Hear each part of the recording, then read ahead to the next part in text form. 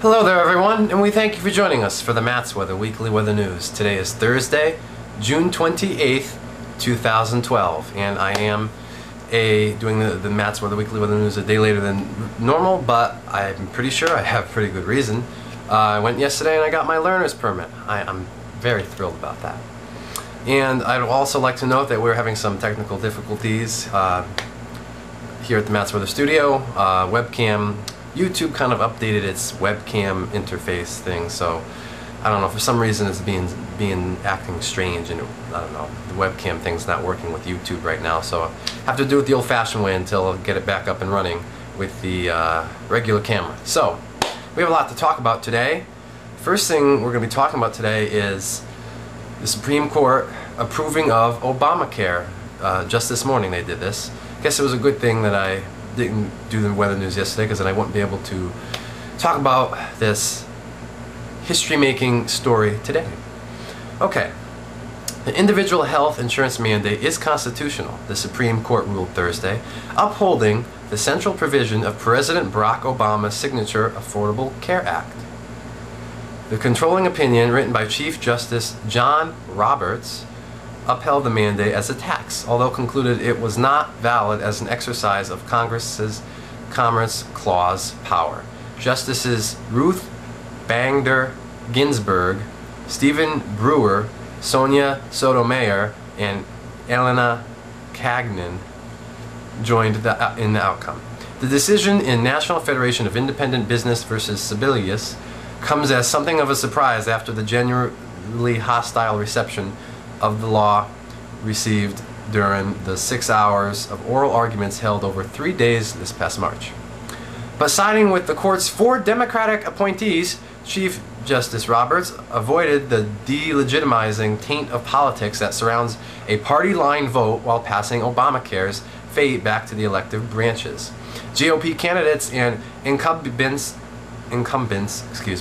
will surely spend the rest of the 2012 campaign season running against the Supreme Court in repeal of the law.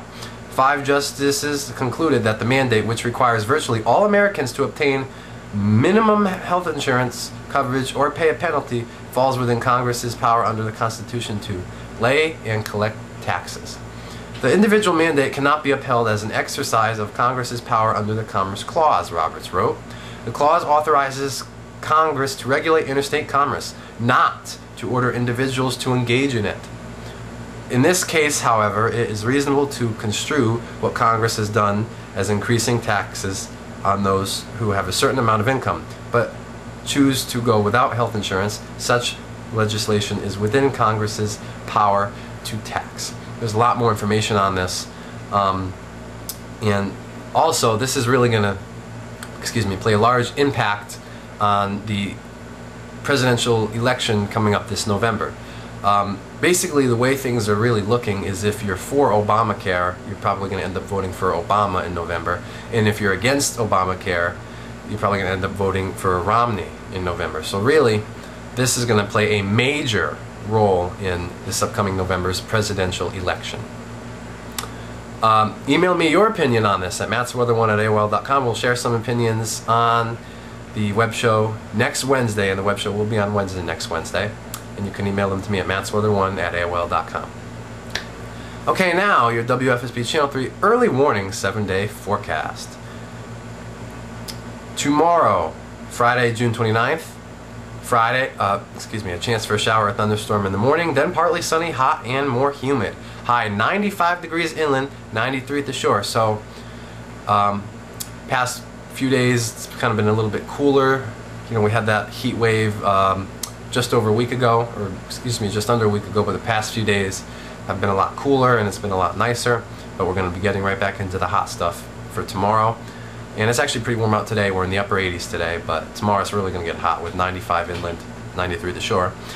Okay, then on Saturday, partly sunny and hot with moderate humidity, so we're going to lose a little bit of humidity on Saturday. A chance for an afternoon thunderstorm. High 94 degrees inland and 90 at the shore on Saturday. Sunday, mostly sunny, not quite as hot, but still pretty up there. 90 degrees inland, 88 at the shore. Monday, mostly cloudy and humid. A chance for showers and thunderstorms. A little bit cooler, but still very humid. High 89 degrees inland, 87 at the shore. Tuesday, partly sunny and warm, but less humid. High 85 degrees inland, 84 at the shore.